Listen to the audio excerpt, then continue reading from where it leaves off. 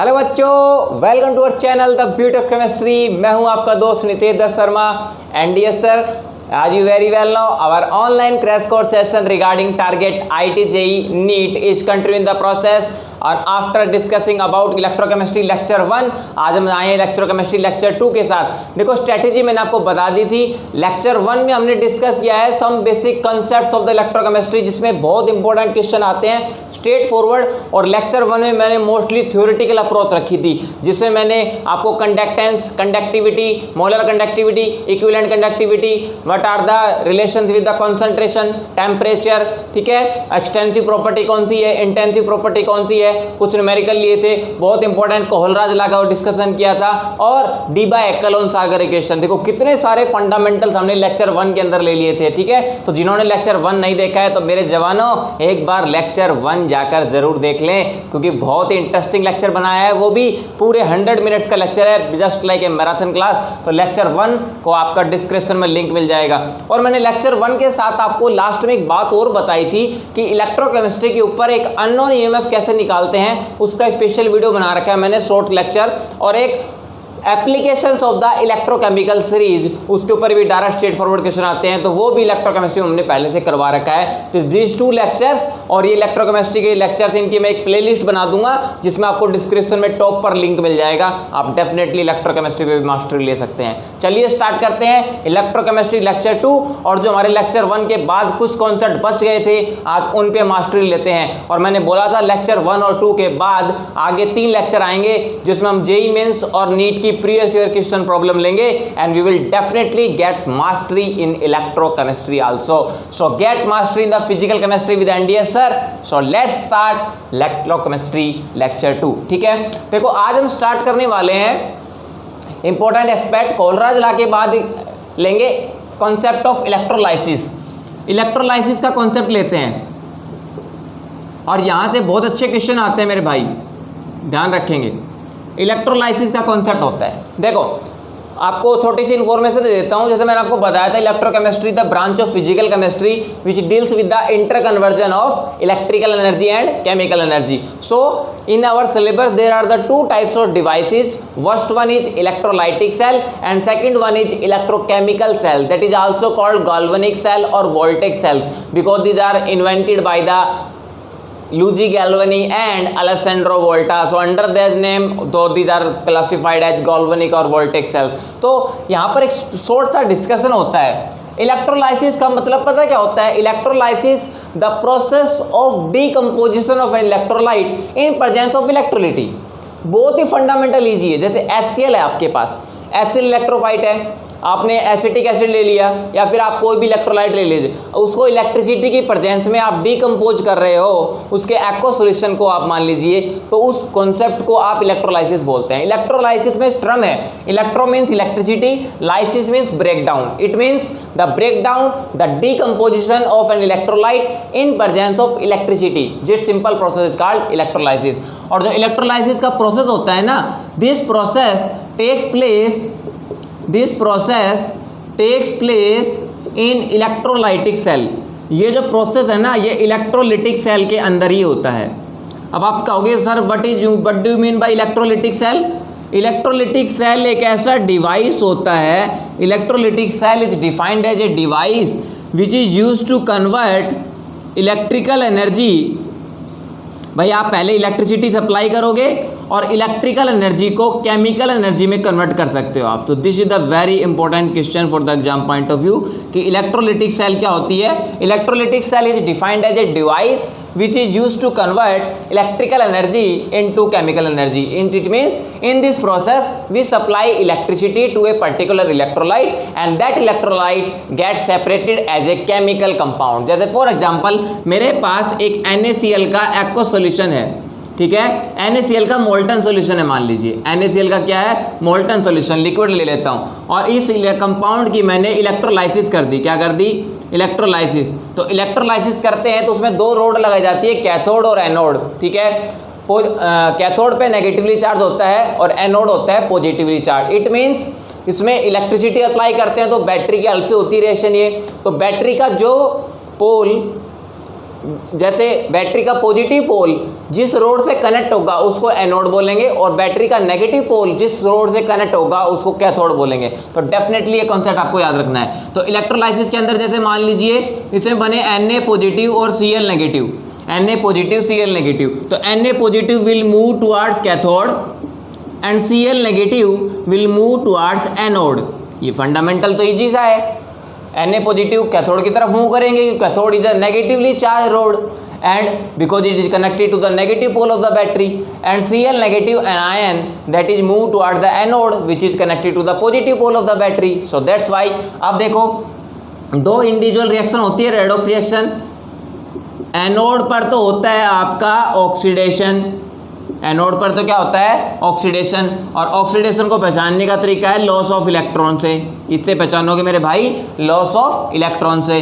तो Cl negative आएगा अपना एक इलेक्ट्रॉन लूज कर देगा, तो Cl नेगेटिव क्या करेगा ये क्लोरीन एटम प्लस एक इलेक्ट्रॉन लूज कर देगा। ठीक है, तो यहाँ पर अगर मैं यहाँ पर 2 क्लोरीन एटम्स लेता हूँ कितने 2 Cl नेगेटिव आयन, तो it will break down like Cl2 plus 2 electrons release हो जाएंगे। ठीक है, तो ये तो हो गया एनोड पे रिएक्शन।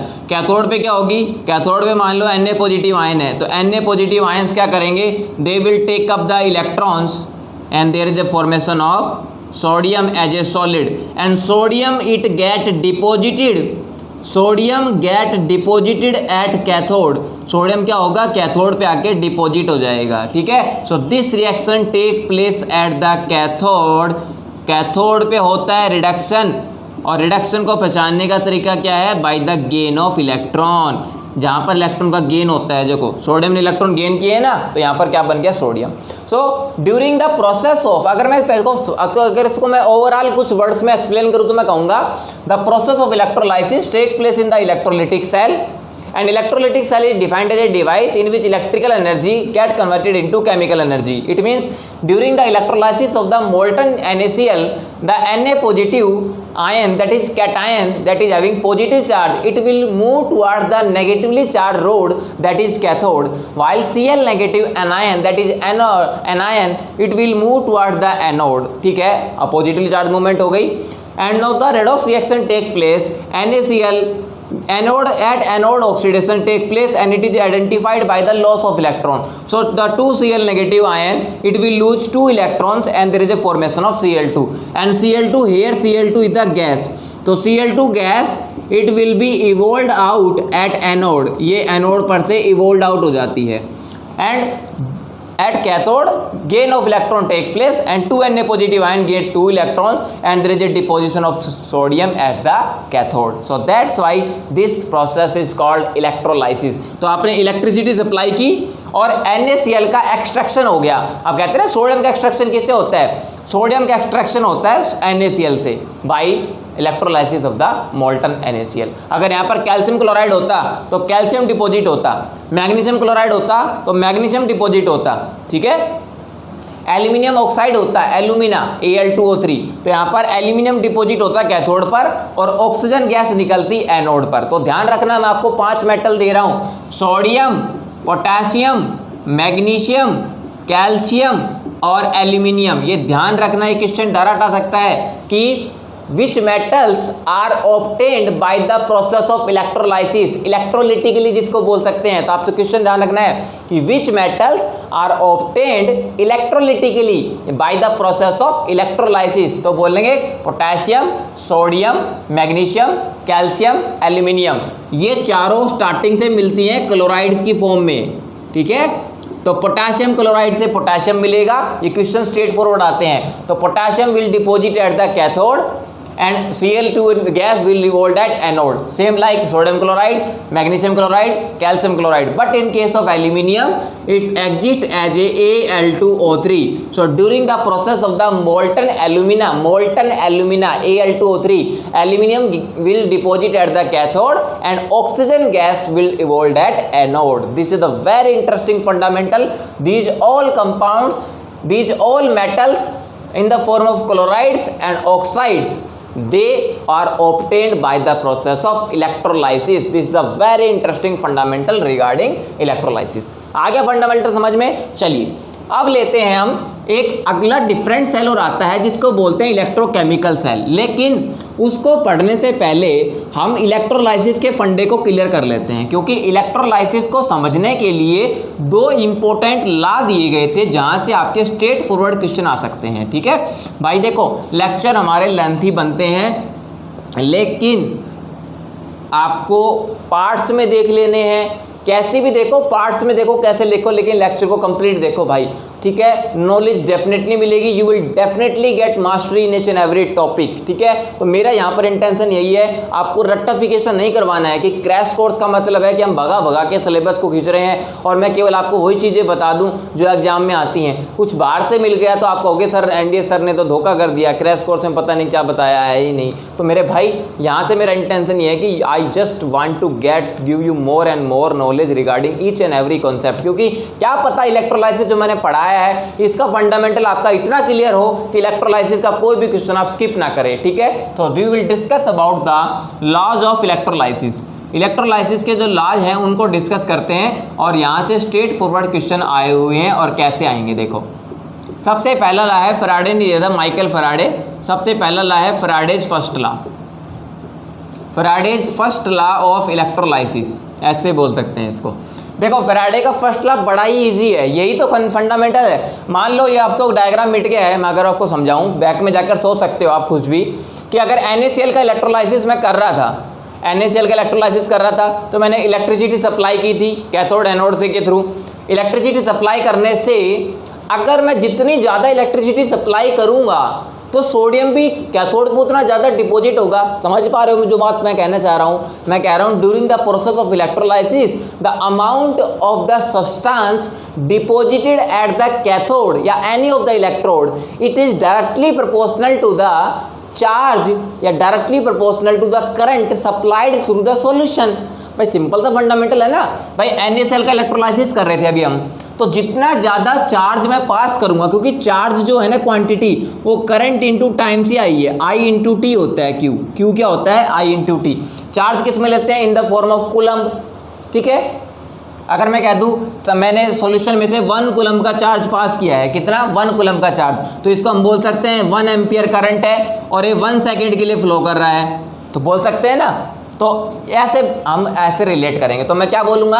फैराडे फर्स्ट लॉ पता क्या कहता है? बड़ा सिंपल सा इजी पीजी कॉन्सेप्ट है फैराडे फर्स्ट लॉ का, कि W is directly proportional to Q, बस और कुछ भी नहीं है फैराडे फर्स्ट लॉ। W का मतलब है the weight of substance deposited at the cathode, it is directly proportional to the Q means amount of charge passed through the solution, that's it. मतलब सॉल्यूशन में जितना ज़्यादा चार्ज पास करोगे electrode पे उतना ज़्यादा सब्सटेंस डिपॉजिट होगा, बात खत्म, कुछ भी तो नहीं है। तो देखो ये लाइन है, इसको मैं एक्सप्लेन कर रहा हूँ फिर से। According to Faraday first law of electrolysis, लिख लेना, डिक्टेट कर रहा हूँ। According to Faraday first law of electrolysis the weight of substance that is W it is directly proportional to the amount of charge passed through the electrolyte। ठीक है, तो हम क्या बोलेंगे? According to Faraday first law, the weight of substance deposited at the cathode it is directly proportional to amount of charge passed through the electrolyte। ठीक है, चलिए अब यहाँ पर आगे फंडामेंटल्स को रिलेट करते हैं। इस साइन ऑफ प्रोपोर्शनलिटी को हटाएंगे तो यहाँ पर एक कांस्टेंट क्वांटिटी आती है, इस क्वांटिटी का नाम है Z। क्या है? Z यहाँ पर कोई कांस्टेंट नहीं है, हालांकि इसको क्या बोलते हैं? Here Z it is called electrochemical equivalent. क्या बोलते हैं इसको? Z it is called electrochemical equivalent. और ये किसी मेटल का होता है, जिस मेटल को आप कैथोड पर डिपॉजिट कर रहे हो उस मेटल का इलेक्ट्रोकेमिकल इक्विवेलेंट होता है ये। ठीक है, तो Z की वैल्यू अलग अलग मेटल के लिए अलग अलग हो सकती है। क्यों हो सकती है? कारण बताऊं आपको, क्योंकि Z की जो वैल्यू होती है ना वो होती है E/F के बराबर। लिख लो, बहुत इंपॉर्टेंट फंडामेंटल है। Z की जो वैल्यू होती है वो E/F के बराबर होती है। अब आप कहोगे सर E/F भी बता दो क्या होता है? बिल्कुल बताएंगे। E होता है मेटल का इक्विवेलेंट वेट। लिख लो, E क्या होता है? Equivalent weight of the metal. अगर जरूरी नहीं मेटल हो तो मैं यहाँ पे एलिमेंट लिख देता हूँ, equivalent weight of the element. It is divided by F होता है फैराडेज कांस्टेंट। F क्या होता है? Faraday's constant. और फैराडे कांस्टेंट की वैल्यू होती है 96,500 coulomb. 96,500 coulomb. Actually 96,500 coulomb it is the charge of 1 mole of electron. 1 mole electron पे जो चार्ज होता है ना उसको 96,500 कूलम कहते हैं। करके देख लो भाई, 1 मोल में इलेक्ट्रॉन कितने होते हैं 6.02 इंटू 10⁻23, और 1 इलेक्ट्रॉन पे चार्ज कितना होता है 1.6 इंटू 10⁻⁻19 कूलम। ठीक है, तो आप इसको करके देखोगे ना सोल्ड आउट, तो लगभग 96,480, लगभग इसको 96,500 कूलम ले लेते हैं इसको। ठीक है, तो 96,500 coulomb it is the charge of 1 mole of the electron. This is the very interesting phenomena. तो जेड होता है ratio of equivalent weight of the metal divided by Faraday constant, E/F बोलते हैं इसको। ठीक है, तो ये तो हमें जेड की वैल्यू मिल गई। चलो अब न्यूमेरिकल को कैसे सोल्व आउट करेंगे, देखो अब हमें ये भी पता है कि by the definition of current Q is equal to IT। Q क्या होता है IT के बराबर होता है, बहुत ही इंपॉर्टेंट फंडामेंटल है। चार्ज होता है करंट इनटू टाइम। तो देखो हमें Q की वैल्यू पता है IT, Z की वैल्यू पता है E/F, तो इस इक्वेशन में पुट कर दो ना, तो हमारा W क्या निकल के सामने आएगा, Z की जगह तो रखो E/F, Z की जगह क्या रखना है E/F, और Q की जगह क्या रखना है IT, तो Q की जगह रखेंगे I मल्टीप्लाई बाई T। ठीक है, अभी भी एक फॉर्मूला पूरी तरह से नहीं बना है। ठीक है, क्योंकि आपको न्यूमेरिकल में एग्जामिनर एलिमेंट का इक्विवेलेंट वेट नहीं देगा, आपको ई गिवन नहीं होगा, न्यूमेरिकल आपका गलत आ सकता है। तो आपको गिवन क्या मिलेगा, आपको गिवन मिलेगा एलिमेंट का एटॉमिक वेट। तो मेरे भाई एलिमेंट का इक्विवेलेंट वेट होता है ना ई, उसका निकालने का फार्मूला है एलिमेंट का atomic weight divided by N factor. N factor क्या होता है, उस एलिमेंट की वैलेंसी कितनी है, उस एलिमेंट की वैलेंसी कितनी है। जैसे मेरे को मैग्नीशियम का इक्विवेलेंट वेट निकालना है, किसका, मैग्नीशियम का इक्विवेलेंट वेट निकालना है, तो मैग्नीशियम का एटॉमिक वेट कितना होता है 24, और मैग्नीशियम के ऊपर चार्ज कितना होता है +2, तो 24 डिवाइड बाई 2 कर देंगे, सो 12 gram is the equivalent weight of the magnesium. उसी प्रकार जैसे मान लो मेरे को एल्यूमिनियम का इक्विवेलेंट वेट निकालना है, तो एल्यूमिनियम का एटॉमिक वेट कितना होता है 27, और चार्ज कितना होता है एल्यूमिनियम पे +3, तो डिवाइड बाई 3 कर देंगे, तो 9 gram is the equivalent weight of the aluminium. समझ में आ गया इक्विवेलेंट वेट कैसे निकालते हैं। तो आपका ई का एक फार्मूला और लगा दो A/N, atomic weight divided by valency, N factor जिसको बोल सकते हैं। तो यहां पर फाइनल फार्मूला निकल करके आएगा, ई की जगह पुट कर दो आपका A/N, और ऊपर IT पहले से है और F नीचे आ गया। तो this is the very interesting formula for the calculation of the weight of the substance deposited at the electrode. ठीक है, याद रखना है, इसको याद रखना, 3-4 बार बोल के देख लेना, AIT/NF, AIT/NF, AIT/NF, AIT/NF। A for atomic weight, I for current, T for time, N for number of electron involve in the reaction, कितने इलेक्ट्रॉन लूज हो रहे हैं, कितने इलेक्ट्रॉन गेन हो रहे हैं, तो N फैक्टर वो होता है, और F for Faraday's constant 96,500 coulomb. तो this is the formula for the weight. ठीक है, क्या हो गया। अब एक न्यूमेरिकल इसके जैसा मैं करवा के दिखाऊंगा आपको, और आपको देखना पल भर में ये फंडामेंटल क्लियर हो जाएगा। ठीक है, तो this is all about the Faraday first law, and according to this law the weight of the substance deposited at the electrode it is directly proportional to the amount of charge passed through the solution. More the charge passed through the solution, more will be the weight deposited at the electrolyte, deposited at the electrode. This is the very interesting fundamental.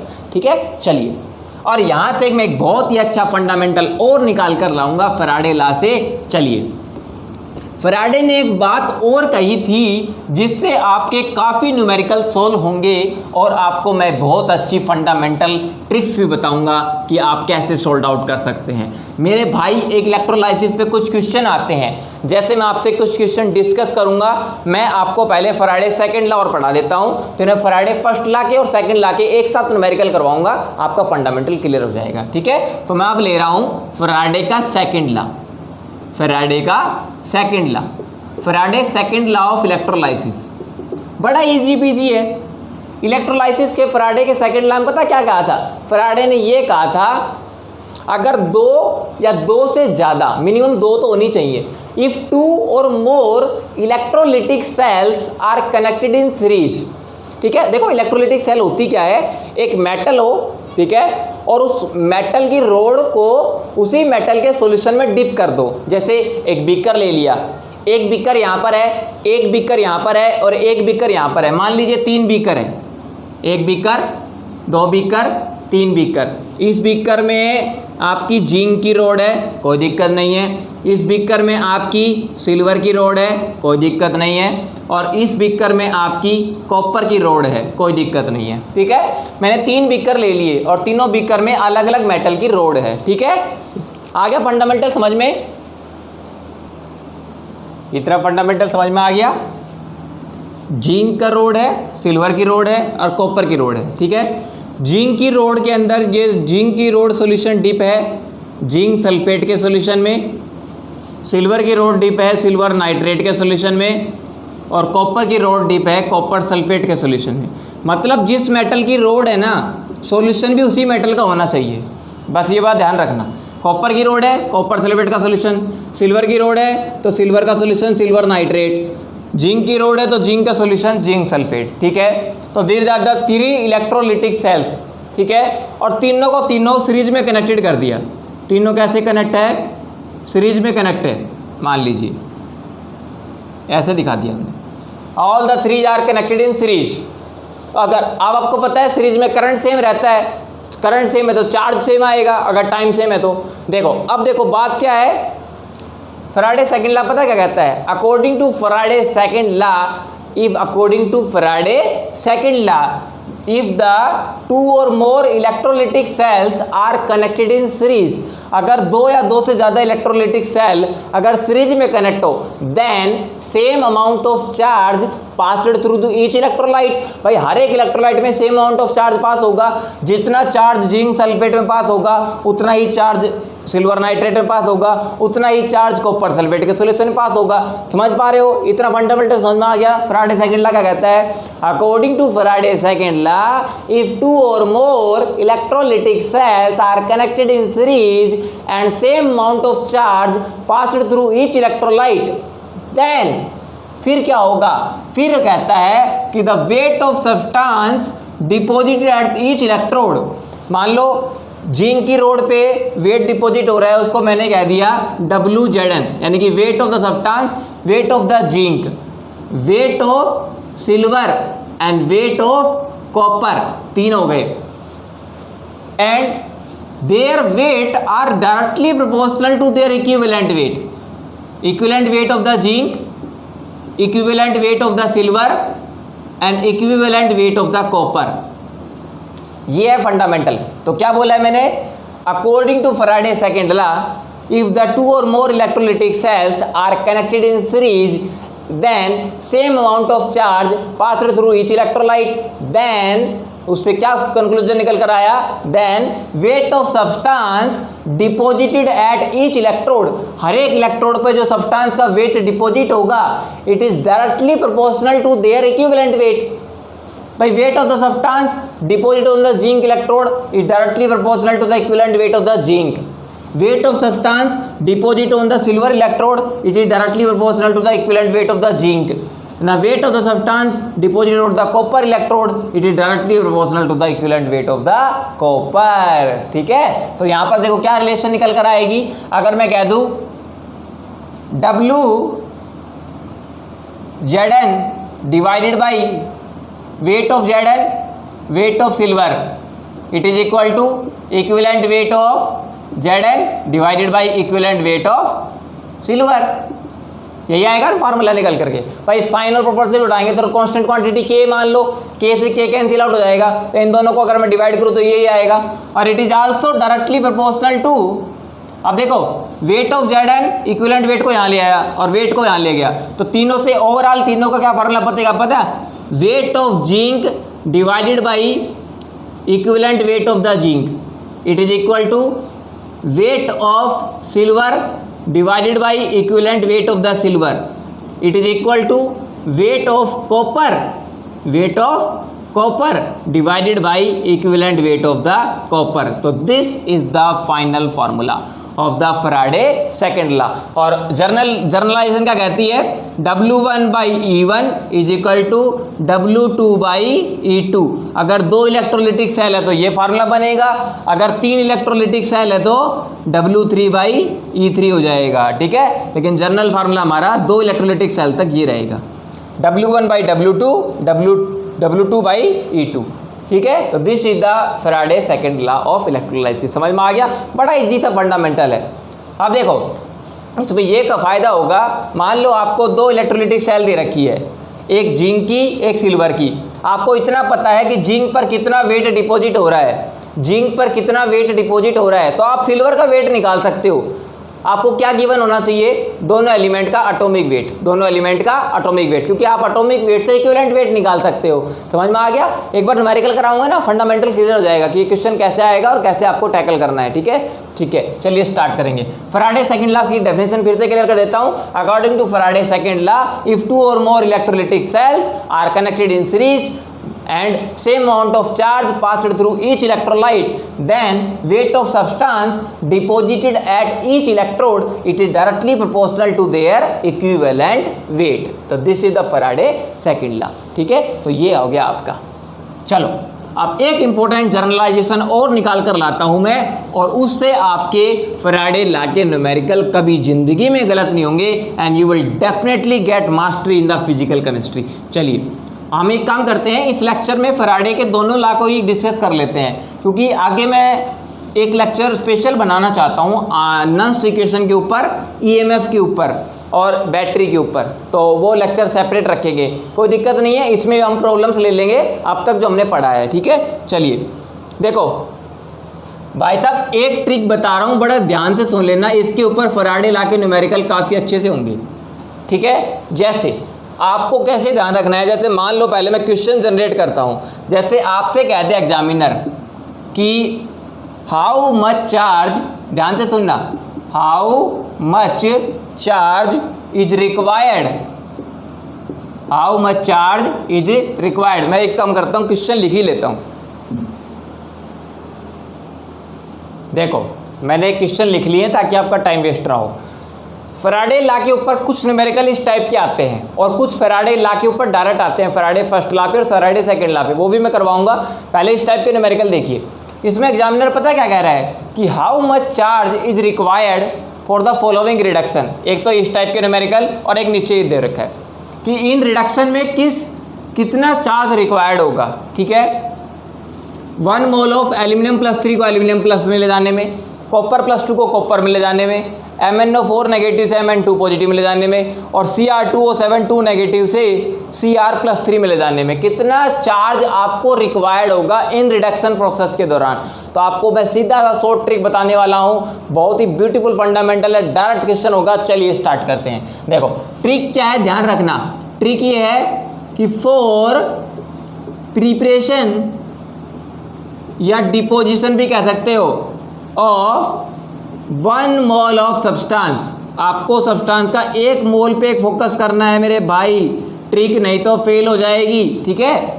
For preparation of 1 mole of substance, किसी भी substance का 1 मोल prepare करने में fundamental क्या याद रखना है कि नंबर ऑफ, क्या है, नंबर ऑफ इलेक्ट्रॉन्स ट्रांसफर्ड, जितने इलेक्ट्रॉन ट्रांसफर होंगे ना, it is equal to number of Faraday electricity required. लिख लो मेरे भाई, कॉपी पेन लेके, कभी गलती नहीं होगी इस न्यूमेरिकल में, इस टाइप के में। ये है फंडामेंटल, ठीक है।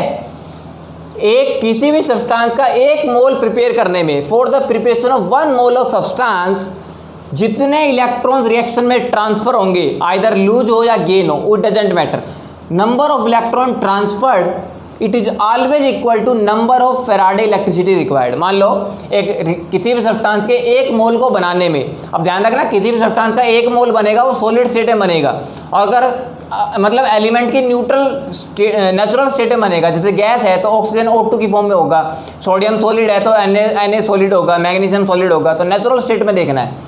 1 मोल सब्सटेंस प्रिपेयर करने में मान लो 2 इलेक्ट्रॉन ट्रांसफर हो रहे हैं, तो 2 इलेक्ट्रॉन ट्रांसफर होंगे तो 2 फैराडे इलेक्ट्रिसिटी चाहिएगी।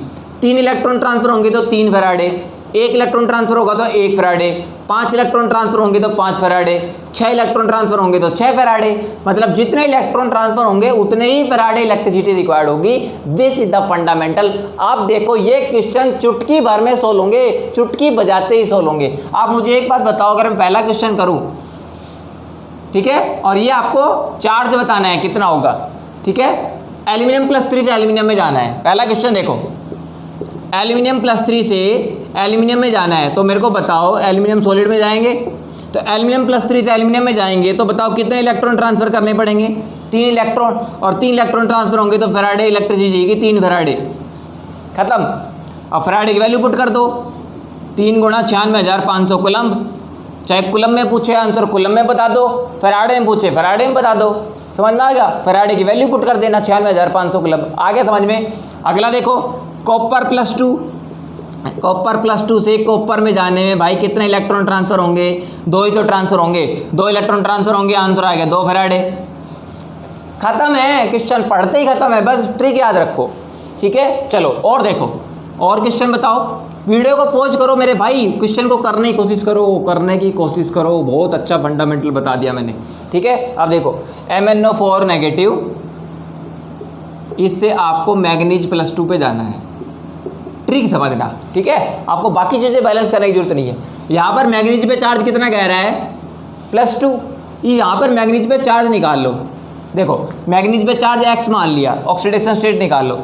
4 ऑक्सीजन पे चार्ज -8 और ओवरऑल चार्ज कितना है? -1। तो आपको पता है पर मैग्नेट आयन के अंदर +7 चार्ज होता है। तो मेरे भाई मैग्नीज जो है ना वो +7 से +2 में ट्रांसफ़र हो रहा है। तो +7 से +2 में जाने में कितने इलेक्ट्रॉन ऐड करने पड़ेंगे? 5। अरे 7 में से कितना घटाएं कि 2 हो जाए, इतना याद रख लेना। 5 इलेक्ट्रॉन माइनस नहीं किए मैंने, 5 इलेक्ट्रॉन इधर ऐड कर दिए। 5 इलेक्ट्रॉन ऐड करने का मतलब मैंने इधर -5 चार्ज ऐड कर दिया। कितना? -5 चार्ज ऐड कर दिया। तो 7 में से -5 गए, यहाँ पे 2 बचेगा। समझ में आ गया? हाँ। तो कितने इलेक्ट्रॉन ट्रांसफर हो रहे हैं इस प्रोसेस में? 5। तो यहाँ पर कितनी इलेक्ट्रिसिटी चाहिएगी? 5 फैराडे। आ गया फंडामेंटल समझ में? ठीक है, चलो अगला देखते हैं। लास्ट Cr2O7 डाइक्रोमेट आयन है, Cr2O7 2 नेगेटिव, और इसको क्रोमियम +3 में लेके जाना है। पहले ध्यान रखना एटम भी बैलेंस होना चाहिए। इधर क्रोमियम 2 है, उधर क्रोमियम 1 है, पहले 2 कर लो, ठीक है। हाँ अब देखो इधर एक क्रोमियम पे कितना चार्ज है वो चेक करते हैं। देखो यहाँ पे क्रोमियम पे चार्ज x मान लिया, तो 2 क्रोमियम पे कितना हो गया? 2x।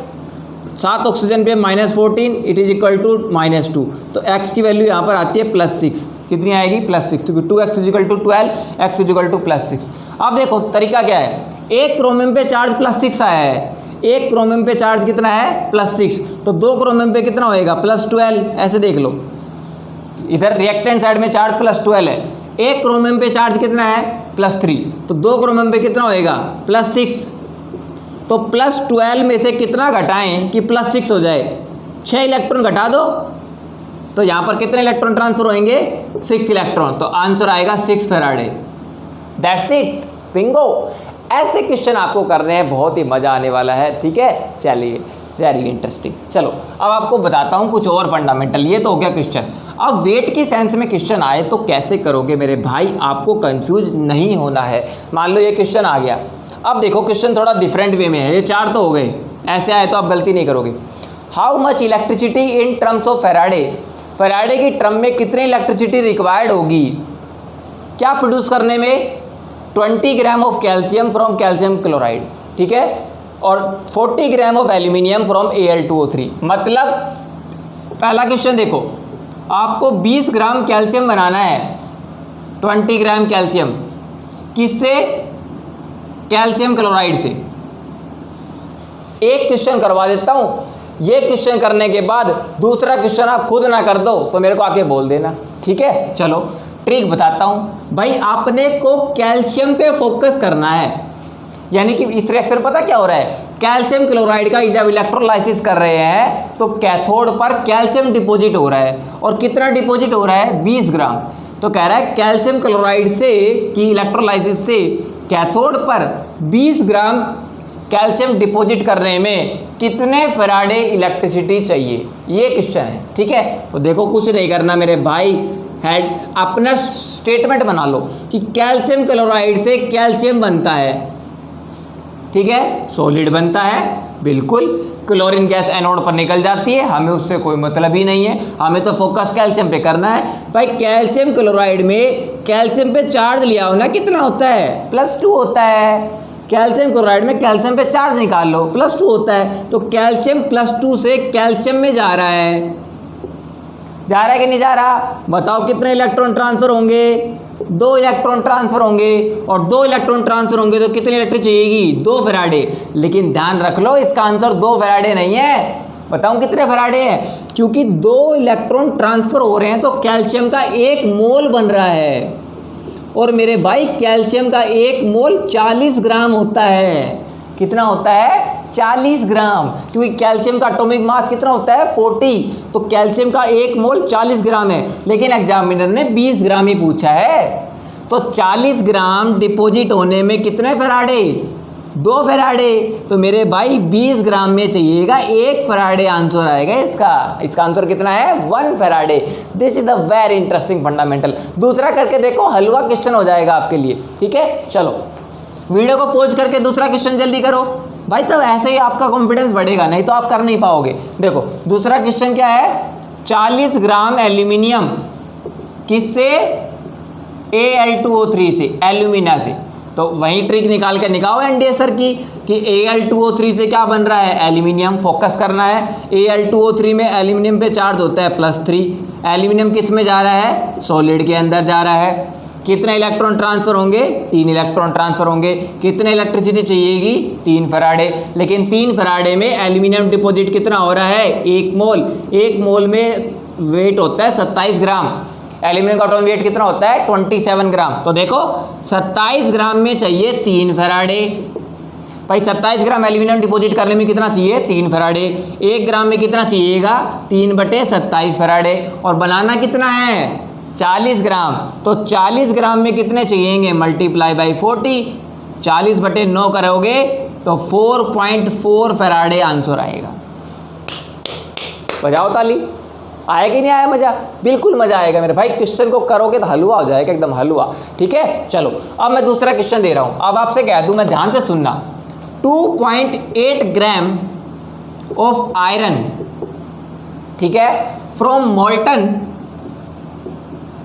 Fe2O3, एक मोल्टन Fe2O3 है, उससे 2 ग्राम आयरन आपको एक्सट्रैक्ट करना है, प्रोड्यूस करना है। बताओ कितने फैराडे इलेक्ट्रिसिटी चाहिएगी, लगाओ दिमाग। 2.8 gram of iron from Al2O3। और फॉर योर काइंड इन्फॉर्मेशन आपको मैं आयरन का एटॉमिक वेट बता देता हूँ। एटॉमिक वेट ऑफ आयरन होता है 56 ग्राम, कितना, 56 ग्राम। ठीक है, बड़ा इजी पीजी क्वेश्चन है, लगाओ एनडीए सर की ट्रिक। Fe2O3 से Fe बनता है, Fe2O3 में वही बात है, आयरन पे चार्ज है +3, आयरन +3 से जा रहा है आयरन के अंदर। मेरे भाई 3 इलेक्ट्रॉन ट्रांसफ़र होंगे, 3 इलेक्ट्रॉन ट्रांसफ़र होंगे तो 1 मोल बनेगा, 3 फैराडे इलेक्ट्रिसिटी। 1 मोल का वेट 56 ग्राम, तो 56 ग्राम में चाहिए 3 फैराडे। 1 ग्राम में चाहिए 3/56 फैराडे।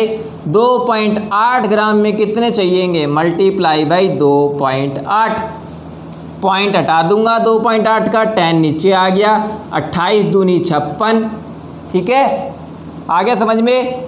ये चला गया अपने का 2 चला गया 1.5 पे, तो 1.5 को 10 से डिवाइड करेंगे तो आपका आएगा लगभग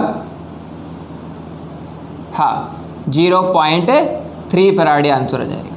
कितना जाएगा हमारा, 0.3 फैराडे, या फिर 0.15 आएगा। इसको पॉइंट को 10 को यहाँ ले आएंगे। इसको कहाँ पे ले आएंगे, 1.5, तो 0.15 फैराडे आंसर आएगा, 0.15 फैराडे। तो this is a very interesting question for the exam point of view. कर लोगे फैराडे ला के क्वेश्चन, ऐसे कभी भी गलती नहीं होनी चाहिए आपको। चलो और न्यूमेरिकल लेके आता हूँ आपके सामने। देखिए, how much electricity is required in Coulomb's, ये तीसरे टाइप का क्वेश्चन है। कितनी इलेक्ट्रिसिटी रिक्वायर्ड होगी, कूलम्स की फॉर्म में निकालना है। For the oxidation of, oxidation करना आपकी बार, वो रिडक्शन था, पहले क्वेश्चन में रिडक्शन दिया था, दूसरा क्वेश्चन वेट की सेंस में था, दोनों आ गए। तीसरे पे कमांड देखो, बहुत ये तो बहुत ईजी है। 1 मोल वाटर है, उसको वाटर में ऑक्सीजन में ऑक्सीडाइज कर रहा है। तो देखो इक्वेशन बना लो, वाटर को आपको O2 पे लेके जाना है, तो आपको पता होना चाहिए वाटर का इलेक्ट्रोलाइसिस कैसे होता है आपका। देखो ये होता है H2 प्लस हाफ O2, या फिर आप ऐसे कर सकते हो 2H positive H2O, 2H positive 2 hydrogen plus half O2, oxygen gas निकल गई आपकी, और 2 इलेक्ट्रॉन ट्रांसफर हो जाएंगे। कितने इलेक्ट्रॉन ट्रांसफर हो जाएंगे? 2 इलेक्ट्रॉन ट्रांसफर होंगे। तो देखो 1 मोल था H2O मैंने 1 मोल लेना था, इसलिए मैंने 1 मोल H2O को किया है। वैसे तो ये ऐसे भी हो सकता था कि H2 प्लस O2 ऐसे बनता। अगर ये 2 मोल लेता तो यहाँ पर ऑक्सीजन तो रिलीज हो जाता, यहाँ पर H पॉजिटिव कितने होते? 4 H पॉजिटिव, तो मेरे को 4 इलेक्ट्रॉन करने करते। तो 4 इलेक्ट्रॉन ट्रांसफर हो रहे हैं 2 मोल के लिए, तो 1 मोल के लिए कितना ट्रांसफर होता? 2 इलेक्ट्रॉन ट्रांसफर होते। तो वाटर का 1 मोल है, उसको ऑक्सीडाइज कर दिया मैंने ऑक्सीजन के अंदर, तो कितने इलेक्ट्रॉन ट्रांसफर हो रहे हैं? 2 इलेक्ट्रॉन। तो इलेक्ट्रिसिटी आएगी मेरे भाई 2 फैराडे। और कूलम्ब की सेंस में निकालोगे तो 2 × 96,500 कूलम्ब करके देख लो, आंसर हो जाएगा। ठीक है, तो this is the very interesting fundamental. ठीक है, दैट्स इट। चलो आगे बढ़ते हैं। दूसरा क्वेश्चन देखो, अरे ये तो बहुत ही ईजी पीजी क्वेश्चन है, हलवा क्वेश्चन है। देखो कुछ भी नहीं करना है इसमें तो, अरे FeO को Fe2O3 में ऑक्सीडाइज करना है, और ऑक्सीडेशन स्टेट पे चेंज देख लिया करो, बड़ा आसान होता है। Fe2O आयरन की ऑक्सीडेशन स्टेट +2 होती है, फेरस ऑक्साइड, फेरिक ऑक्साइड में आयरन की ऑक्सीडेशन स्टेट +3 होती है। अरे +2 को +3 में जानेंगे तो कितने इलेक्ट्रॉन का चेंज आएगा? 1 इलेक्ट्रॉन का। यानी कि देखो एक है आयरन +2, उधर है आयरन +3, तो 1 इलेक्ट्रॉन का तो चेंज आएगा। कितने इलेक्ट्रॉन ट्रांसफर हो रहे हैं? 1 इलेक्ट्रॉन। तो 1 इलेक्ट्रॉन के लिए 1 फैराडे आंसर आएगा। कितना आंसर आएगा? 1 फैराडे, यानी कि 96,500 कूलम्ब। हो गया, दोनों क्वेश्चन हल हुए थे एकदम। ये जितने भी क्वेश्चन अब तक मैंने करवाए हैं ना, वो सारे NCERT के अंदर मेंशन है। और NCERT का मतलब NTA national test agency NCERT की क्वेश्चन फोकस कर रही है आजकल, तो ध्यान रखेंगे उसको। चलो अब देखो, ये क्वेश्चन फैराडे फर्स्ट लॉ का है। मैंने कहा था डायरेक्ट कैसे करना है, स्ट्रेट फॉरवर्ड। ये कह रहा है एक निकल नाइट्रेट का सोल्यूशन है, उसको इलेक्ट्रोलाइज कर दिया बिटवीन प्लेटिनम इलेक्ट्रोड के बीच में, using A current of 5 ampere, 5 ampere का करंट पास किया है 20 मिनट के लिए। कितने मिनट के लिए? 20 मिनट के लिए, 20 मिनट्स। व्हाट मास ऑफ निकल will be deposit eight the cathode. अरे कितना हलवा क्वेश्चन है, निकल का कितना मास? अरे बताया था भाई, वेट निकालने का फार्मूला है, कितनी बार बोला था? AIT/NF। डायरेक्ट करो, शॉर्ट ट्रिक लगाने की जरूरत ही नहीं है। वेट निकालने का फार्मूला है AIT/NF। एटॉमिक वेट उठाओ, सबसे पहले 58.9 दे रखा है। एन फैक्टर बहुत आसान है, देखो निकल नाइट्रेट का सॉल्यूशन है। अरे निकल नाइट्रेट का सॉल्यूशन है तो निकल पे चार्ज कितना आएगा? यहाँ से +2, क्योंकि नाइट्रेट पे -1 होता है, 2 नाइट्रेट पे -2, तो निकल पे +2, और निकल पे चार्ज +2 आएगा तो एन फैक्टर कितना हो गया? 2। एन फैक्टर 2 हो गया आपका। यहाँ पे लिख दूँ निकल +2 के लिए एन की वैल्यू 2 है। फैराडे की वैल्यू 96,500 कूलम्ब रख दी मैंने। करंट दे रखा है 5 एम्पियर गुणा, ये गलती बच्चे करते हैं बहुत बार, 20 मिनट्स को 20 मिनट नहीं रखना है। करंट एम्पियर में है तो टाइम सेकंड में होना चाहिए। टाइम किस में होना चाहिए? सेकंड में। तो 20 मिनट को सेकंड बनाना मत भूलना। 20 × 60 कर देंगे, क्योंकि 1 मिनट में 60 सेकंड होते हैं। इसको सोल्व कर लो मेरे भाई, W निकल कर के आ जाएगा। सोल्व कैसे करोगे? 1 0 से 1 0, दिस एंड दिस कट जाएगा, कोई दिक्कत नहीं है। और उड़ाए 5 से कट जाएगा, 193 पे जाएगा ये। ठीक है, करके देख लेना। 2 से 2 कट गया, बिल्कुल ठीक है। तो 58.9 को 6 से मल्टीप्लाई करके 193 से डिवाइड कर देंगे, आंसर आ जाएगा आपका W। ठीक है, कर लेंगे। तो this is a very interesting fundamental Faraday first law का न्यूमेरिकल ऐसे करना है, शॉर्ट ट्रिक से होता है, जल्दी। चलिए देखिए, ये हम वो कल के वाले क्वेश्चन डिस्कस कर रहे हैं। देखो कल हमने एक लॉ डिस्कस किया था, कोहलराज लॉ। ये दोनों न्यूमेरिकल कोहलराज लॉ के हैं और कैसे टैकल करने हैं आपको वो देखना है, ठीक है। तो आज का हमारा जो पूरा लेक्चर है, it is going round and round electrolysis concept. हमने इसमें फैराडे के 2 लॉ पढ़े हैं, फैराडे के दोनों लॉ के ऊपर न्यूमेरिकल कैसे आते हैं वो सारे डिस्कस कर लिए। उसके बाद हमने 8-9 प्रॉब्लम्स यहाँ पर डिस्कस कर ली। आज ये 2 प्रॉब्लम और ले रहे हैं। उसके बाद हमारा लेक्चर जो 3 रहेगा, it will be last revision lecture of the electrochemistry. उसमें हम क्या डिस्कस करेंगे, नॉन इक्वेशन, इलेक्ट्रोकेमिकल सेल, ठीक है। इलेक्ट्रोकेमिकल सीरीज हम पढ़ा चुके हैं और बैटरी के बारे में कुछ छोटा सा डिस्कशन कर लेंगे। उसके बाद हमारे खत्म हो जाएंगे लेक्चर और फिर हमारा PYQ का अटैक चलेगा, previous year questions. You will definitely gate master in the electrochemistry. चलिए मजा लेते हैं। अगला क्वेश्चन ये कैसे करेंगे, देखो आपको कह रहा है KPm0 निकालना है, यानी कि लिमिटिंग मोलर कंडक्टिविटी पता होनी चाहिए आपको। भाई लेक्चर 1 जरूर देख लेना, आपको बहुत इंपॉर्टेंट लेक्चर बनाया है वो भी, और सारा बेसिक फंडामेंटल है। डायरेक्ट स्ट्रेट फॉरवर्ड क्वेश्चन आते हैं जेईई मेंस नीट के अंदर। लेक्चर 2 अब चल रहा है हमारा। KPm0 निकालना है एसिटिक एसिड के लिए। गिवन क्या क्या है देखो, अगर आपको 3 डाटा गिवन हो पहले से ही और किसी फोर्स के लिए लिमिटिंग मोलर कंडक्टिविटी पूछ रहा हो, इसकी बड़ी इजी से शॉर्ट ट्रिक है और क्वेश्चन बिल्कुल हलवा होता है, मिनट में सॉल्व हो जाता है। देखो करना क्या है, आपको लिमिटिंग मोलर कंडक्टिविटी निकालनी है एसिटिक एसिड की। किसकी? एसिटिक एसिड की। कैसे निकालेंगे देखिए, लिमिटिंग मोलर कंडक्टिविटी निकालना है एसिटिक एसिड के लिए। कैसे निकालेंगे देखो, फार्मूला क्या है, कोहलराज लॉ कहता है कि लिमिटिंग मोलर कंडक्टिविटी अगर मेरे को एसिटिक एसिड की निकालनी है तो मेरे को चाहिए limiting ionic conductivity acetate ion की plus limiting ionic conductivity of H positive ion. तो आपको करना क्या है पता है, आपको पढ़ना ये है कि एसीटेट आयन और H पॉजिटिव आयन कहाँ पर आते हैं, बस ये चेक कर लो। देखो आपको एसीटेट आयन तो मिलेगा यहाँ से, ये रहा, और H पॉजिटिव आयन मिलेगा आपको HCl से, ठीक है।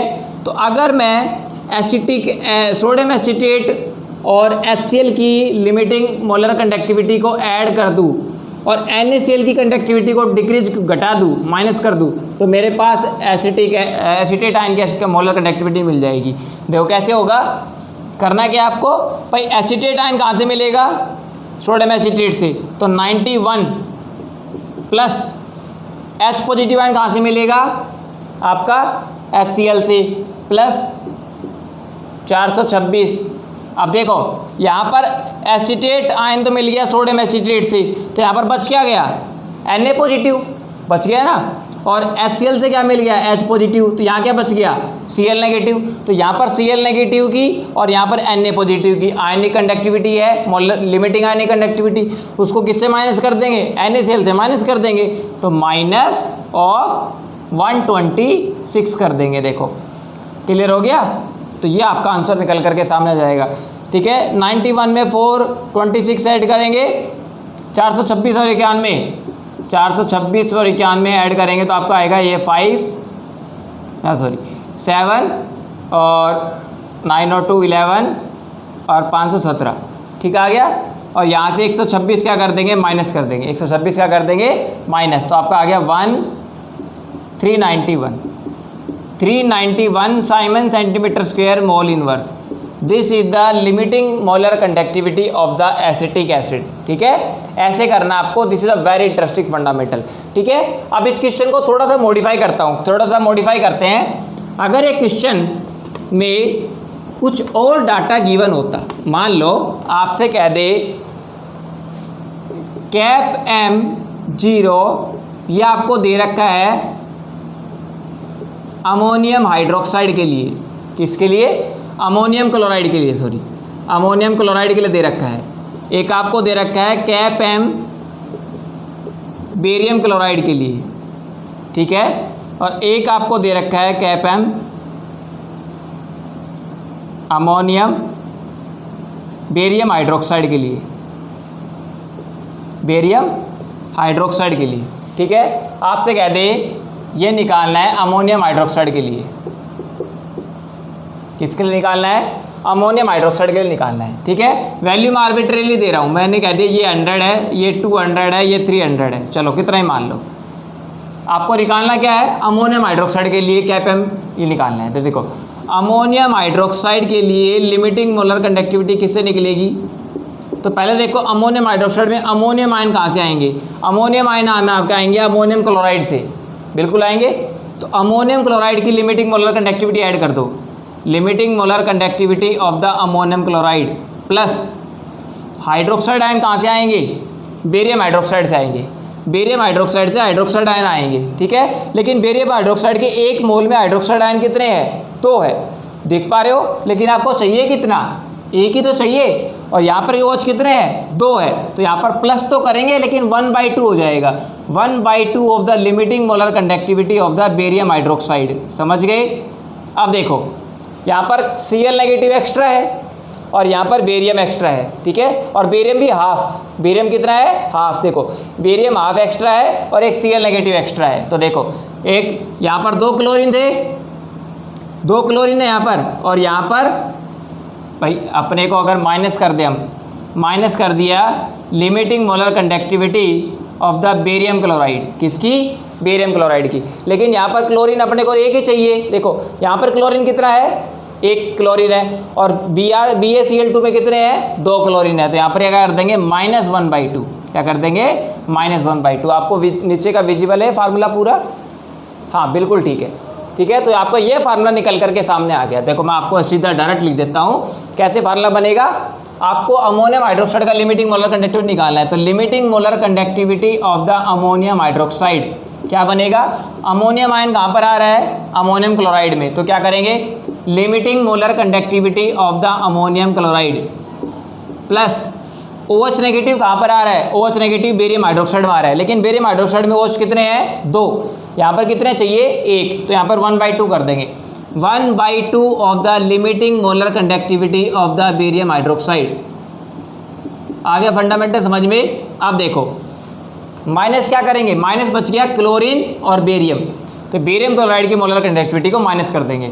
तो minus of the limiting molar conductivity of the barium chloride, ठीक है। लेकिन यहाँ पर क्लोरीन देखो 2 है और यहाँ पे क्लोरीन कितना है? 1 है। तो यहाँ पर क्या हो जाएगा? -1/2, ठीक है। क्योंकि बेरियम ही तो -1/2 के +1/2 था। आ गया? वैल्यू रखो। अमोनियम क्लोराइड कितना है? 100। तो 100 plus 1/2 multiply by barium hydroxide कितना है? 200 minus 1/2 multiply by barium chloride कितना है? 300। तो देखो कितना आ गया? 100 प्लस 100 कितना आ गया? 200। ये आ गया 150। 200 में से 150 घटाएंगे कितना आ गया? 50 आ जाएगा answer. 50 Simon centimetre square mole inverse. ये वैल्यू मैंने आर्बिट्रेरी रखी थी ताकि आपको न्यूमेरिकल समझ में आ जाए। ऐसा क्वेश्चन अलग तरीके का था जिसमें 1/2 लेना पड़ जाए। तो आप कुछ बच्चे 1/2 लेना भूल जाते हैं, डायरेक्ट कर देते हैं, ठीक है। तो ये ध्यान रखना। अमोनियम हाइड्रोक्साइड में OH नेगेटिव यहाँ पर 1 था, यहाँ पर OH नेगेटिव 2 था, तो यहाँ पर प्लस 1/2 करेंगे, ठीक है।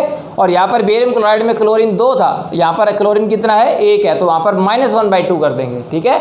तो और वैल्यू भी यही रहेगी। 100 वैल्यू 1/2 इंटू बेरियम हाइड्रोक्साइड का 200 माइनस 1/2 बेरियम क्लोराइड का 300, आपकी वैल्यू आ जाएगी 50, ठीक है। This is the very interesting question for the exam point of view. कुछ गलत तो नहीं कर दिया? बेरियम हाइड्रोक्साइड में 300 था, सॉरी बेरियम हाइड्रोक्साइड का 300 था, बेरियम क्लोराइड का 200 है। यहाँ पर कितना है? 200। अब आएगा तो यहाँ पर कितना आएगा? 100, यहाँ पर आएगा 150। तो 150 प्लस 50 250, और 250 में से 100 गया, 250 में 100 गया, 150 आएगा, ठीक है। कितना आएगा आपका answer? 150। This is the very interesting question. चलिए अब वो करते हैं। आपसे कह रहा है कैलकुलेट द कंडक्टिविटी दे रखी है आपको। कह रहा है conductivity of 2.5 × 10⁻⁵ molar methanoic acid is 5.25। Conductivity इतना मोलर सॉल्यूशन है, तो पहले मोलरिटी लिख लो। सॉल्यूशन की मोलरिटी कितनी है? 2.5 × 10⁻⁴ मोलर।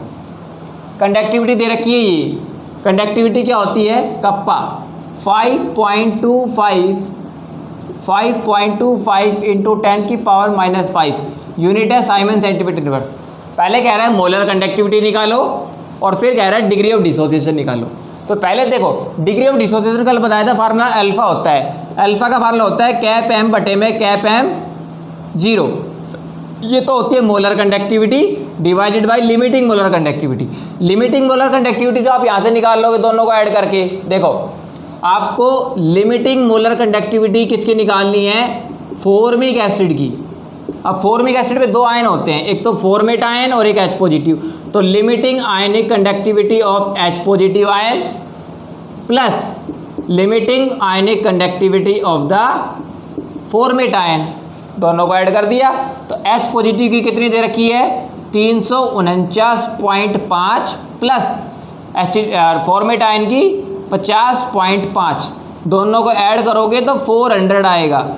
400 यूनिट रहती है Simon centimetre square mole inverse. ठीक है, विजिबल है आपको नीचे का, बिल्कुल ठीक है। देखो आपने लिमिटिंग आयनिक कंडक्टिविटी निकाल ली, लिमिटिंग मोलर कंडक्टिविटी किसकी, फॉर्मिक एसिड की, divide equal to the sum of H positive plus formate ion. H positive दे रखा है, फॉर्मेट आयन भी दे रखा है, तो 400 आ गया।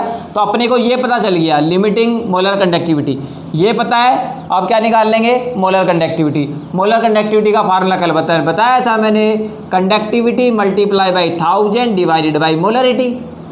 ये मोलर कंडक्टिविटी का फार्मूला है। कप्पा कितना है देखो 5.25 इंटू 10 की पावर -5 मल्टीप्लाई बाई 1000 को मैं 10 की पावर 3 कर रहा हूँ, डिवाइडेड बाई m कितना है 2.5 इंटू 10 की पावर -4, ये आ गया। यहाँ से निकलेगा आपका कैप m। सोल्व करते हैं। देखो पहले पावर देखो, ऊपर 10 की पावर -5 है, 10 की पावर प्लस का 3 है, तो -5 प्लस का 3 कितना बचेगा 10 की पावर -2, बिल्कुल ठीक है। यहाँ नीचे 10 की पावर 4 है, 10 की पावर -4 ऊपर जाके कितना हो जाएगा 10 की पावर +4, ऐसे कर लिया करो सर। अब 10 की पावर -2 10 की पावर +4 कितना हो गया 10 की पावर 2। आ गए यहाँ तक, कोई दिक्कत नहीं है। चलो आप देखो इसको सोल्व करते हैं। यहाँ से पॉइंट हटा ले एक बार, 5.25 का पॉइंट हटाएंगे, या फिर इसको ऐसे कर लेते हैं 5.2 पॉइंट का पॉइंट हटाएंगे तो यहाँ पे 100 नीचे आ जाएगा। 2.5 का पॉइंट हटाएंगे तो 10 ऊपर चला जाएगा। ठीक है, 1 0 से 1 0 कैंसिल आउट हो गया, कोई दिक्कत नहीं है। 5 पे देखो 5 5 25 और ये कितना आया 105। ठीक है, फिर 5 पे चला गया 21। ठीक है, 10 की पावर 2 नीचे 10 है तो कितना बचेगा 10, तो 200 को 10 से 210 आ गया आपका Simon centimetre square mole inverse. अब इसमें पुट कर दो, बस अल्फा की वैल्यू हो जाएगी। ऊपर मोलर कंडक्टिविटी 210 और लिमिटिंग मोलर कंडक्टिविटी 400। 10 से 10 गया 21/40। सोल्व करते हैं 0.5 पे जाएगा, 40 5 200, कितना बचा 5.25 और ये 5 हो जाएगा। तो आपका अल्फा की वैल्यू आएगी 100 से मल्टीप्लाई करेंगे 52.5% डिसोसिएशन हो रहा है।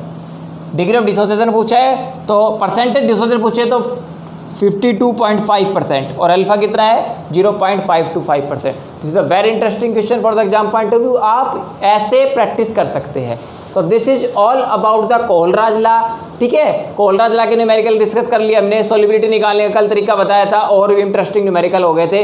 अगला लेक्चर जो रहेगा हमारे इलेक्ट्रोकेमिस्ट्री का पार्ट 3 लेक्चर 3, उसमें हम नॉन स्टिकेशन को सोल्व कैसे करते हैं, इलेक्ट्रोकेमिकल सेल के ऊपर क्वेश्चन कैसे आते हैं और आपका फाइनली बैटरी के बारे में डिस्कस कर लेंगे। प्राइमरी सेकेंडरी वो थ्योरेटिकल है पूरा, उस पर क्वेश्चन कैसे आते हैं और this will all about the lecture 3 of the electrochemical series. So I hope you are getting more and more knowledge each and every day और I promise you आज से हम लेक्चर डेली बनाया करेंगे।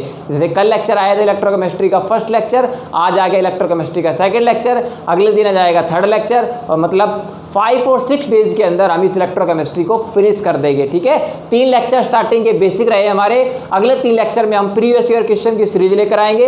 ये इसमें से भी यहाँ से क्वेश्चन डिस्कस किए, वहाँ से प्रीवियस ईयर क्वेश्चन थे। चलिए अगले लेक्चर मिलते हैं नए जोश के साथ, नए जुनून के साथ। Till then take care, bye bye and don't forget Lakshya को हरा में पाना है। और जो चैनल पे नए हैं मेरे भाई सब्सक्राइब करके बेल आइकन दबा लो। मिलते हैं अगले चैनल में, अगले लेक्चर में। Thank you.